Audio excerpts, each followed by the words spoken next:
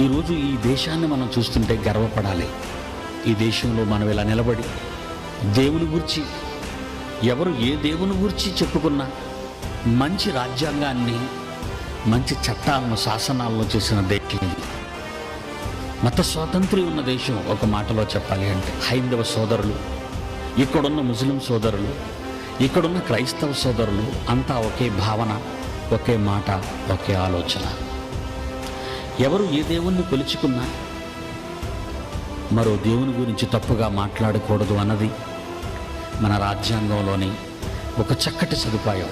దాన్ని మనం ఉపయోగించుకోవాలి. ఈరోజు చాలామంది క్రైస్తవ బోధకులు తెలుసుకోవలసిన ప్రత్యేకమైన విషయం, నీ యేసు ఎంత ప్రేమామయుడో ఈ ప్రపంచానికి చెప్పు. మరో దేవుడు మంచివాడు కాదని కానీ, నీ ముందున్న సోదరుని అవమానపరిచి హేళన చేసే పదాలు మతానికి వారు